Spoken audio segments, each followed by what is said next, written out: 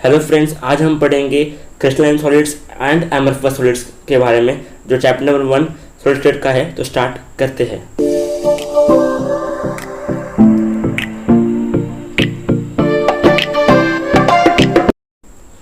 इसको पढ़ने का सबसे बेस्ट वे जो है इसका डिफरेंस पढ़ना। जो डिफरेंस में पॉइंट दिया वही पॉइंट्स आपको जो है एज अ डेफिनेशन के अंदर एज आपको पूछते हैं ब्रीफ में कि ब्रीफ में एक्सप्लेन करो, तो आपको जो है ऐसे ही आपको जो है लिखना है।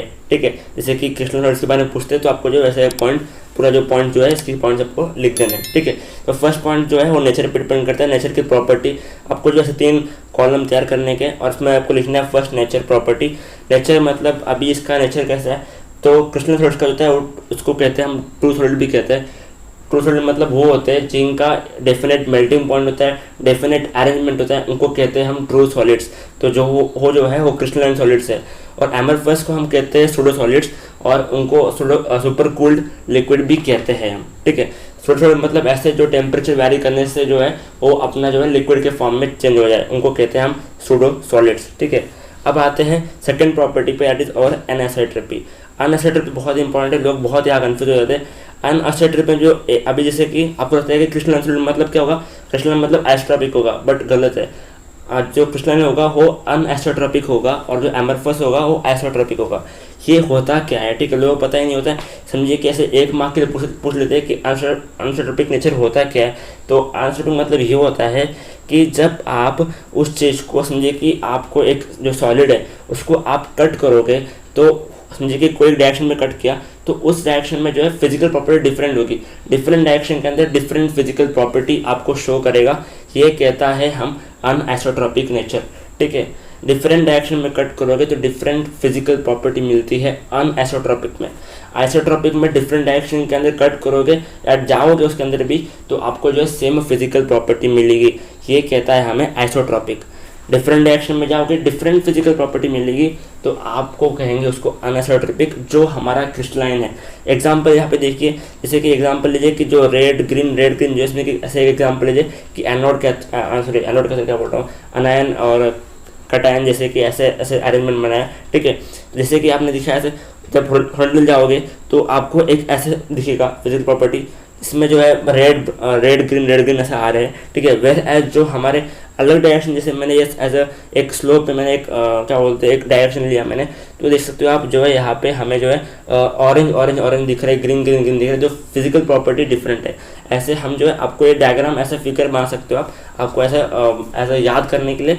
अदरवाइज जो है आज आपको एग्जाम में भी आपको ऐसा फिगर एक बना सकते हो ऐसे शो करने के लिए विद द डायरेक्शन। ठीक है, कि आपको और एक्सप्लेन भी कर सकते हो आप टेप में कि क्या है। ठीक है, तो मैंने एक्सप्लेन कर दिया। अनआइसोट्रॉपिक नेचर क्या होता है कि डिफरेंट डायरेक्शन के अंदर डिफरेंट फिजिकल प्रॉपर्टी हमें जो है शो करता है, उसे कहते हैं अनआइसोट्रॉपिक। और वो जो है हमारा क्या है, क्रिस्टलाइन सॉलिड। और आइसोट्रॉपिक जो है हमारा क्या है, हमारा से एमरफस है। ठीक है, एग्जांपल लीजिए कि एक एग्जांपल लेंगे, जैसे कि समझिए कि याद करने के लिए आपको ऐसा एग्जांपल लिखना नहीं है। ठीक है, समझिए कि आपके टेबल के ऊपर जो है वेफर्स पड़ा है, बिस्किट पड़ा है, चॉकलेट पड़ा है। ठीक है, और सबको बिखरा दिया। ठीक है, सबको हमने बिखरा दिया, पता नहीं कहाँ पे कहाँ रखा है। ठीक है, तो टेबल पे सब कुछ बिखरा हुआ पड़ा है। ठीक है, वो एग्जाम्पल है हमारा एमरफस का। आप उसको सामने से देखोगे तो भी वही दिखेगा, मतलब उसमें आपको समझ में नहीं आएगा कि कौन सा क्या है। मतलब वो एक परफेक्टली हम बोलेंगे कि यार उधर मतलब इस एरिया में बिस्किट भी है, क्या बोलते हैं वेफर्स भी है,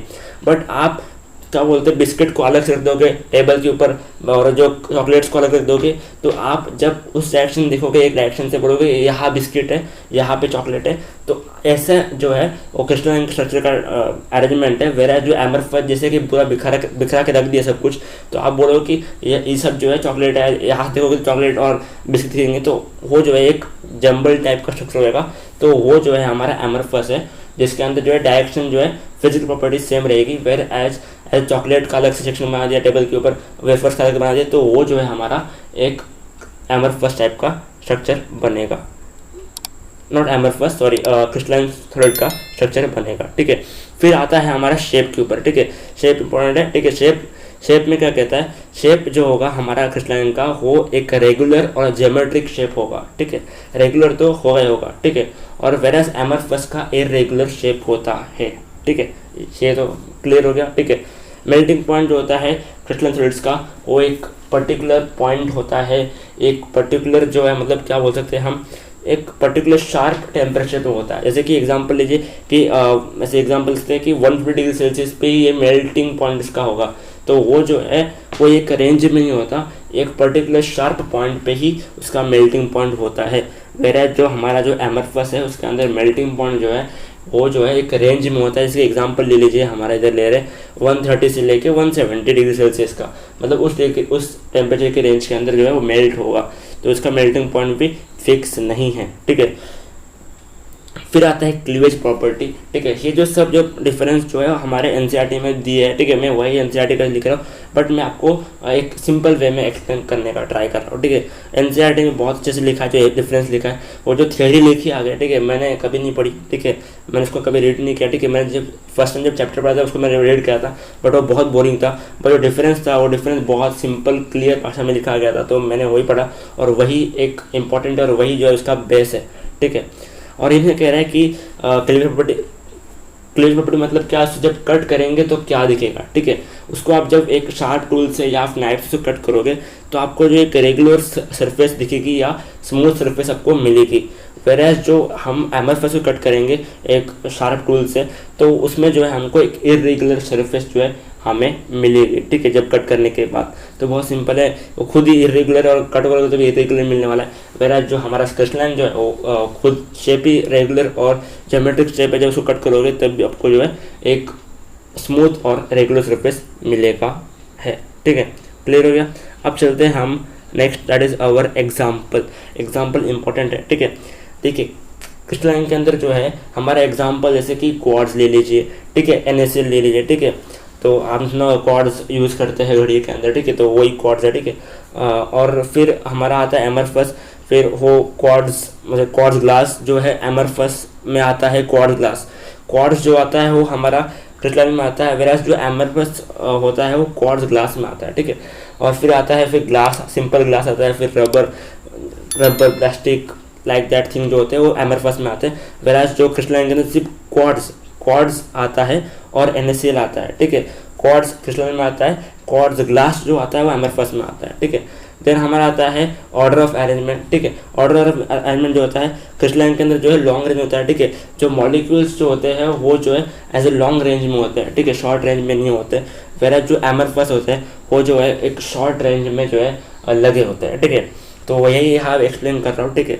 तो आप यही एक डायग्राम बना सकते हो, समझे कि आपको पूछते हैं डिफरेंस के अंदर, या अदरवाइज ऐसा 2 मार्क के लिए 3 मार्क के लिए पूछते हैं, तो आपको जो है ऐसा डायग्राम बना के ऐसा ब्लैक ब्लू करके आप जो ऐसा बना के जो है ऐसा डायरेक्शन शो कीजिए इसका, आपको क्या बोलते हैं एनास्ट्रोपी एक्सप्लेन करने के लिए, और प्लस आप जो है लॉन्ग रेंज भी इसमें एक्सप्लेन कर सकते हो, ठीक है। तो ऐसा आप दिखा सकते हो कि शॉर्ट रेंज है और लॉन्ग रेंज, ठीक है। एज आपको एग्जाम में दिखा सकते हो ऐसे, ठीक है, इसमें कोई इशू नहीं है, ठीक है। आप चैनल सब्सक्राइब कर लीजिए और घंटे क्लिक कीजिए फॉर फर्दर मोर वीडियोस, ठीक है। चैप्टर नंबर 2 सोल्यूशन चैप्टर जो है डल चुका है, ठीक है। जिनको देखना है वहाँ जाके देख सकते हो, उसकी प्लेलिस्ट बनी हुई है अलग से। तो अराउंड 11 वीडियो में कंप्लीट किया। सिंपल जो मैंने पढ़ा है उस लैंग्वेज में मैंने एक्सप्लेन किया, तो कंटिन्यू करते हैं। तो लास्ट पॉइंट जो है हीट ऑफ फ्यूजन, जैसे हमने पढ़ा है मेल्टिंग पॉइंट इसकी डेफिनेट होती है, डेफिनेट शेप होता है, तो इसका भी जो है डेफिनेट एंथैल्पी ऑफ फ्यूजन होता है, ठीक है। वेराज जो एमरफस का होता है उसका अनडिफाइन या उसका जो है डेफिनेट जो है एंथैल्पी ऑफ फ्यूजन नहीं होता है। तो यही था सिंपल पॉइंट्स है, ठीक है, जो आपको ऐसे लिखने एग्जाम में, ठीक है। और बहुत सिंपल है, ठीक है। 2-3 बार आप जो ऐसे बुक में लिख दोगे ना अपनी नोटबुक के अंदर, तो आपको क्लियर हो जाएगा। तो यही था वीडियो, अच्छा लगा तो लाइक कीजिए और चैनल सब्सक्राइब कीजिए, आपके फ्रेंड का शेयर कीजिए और सपोर्ट कीजिए 1000 सब्सक्राइबर जाने की। तो थैंक यू, मिलते हैं अगले video, till then bye bye.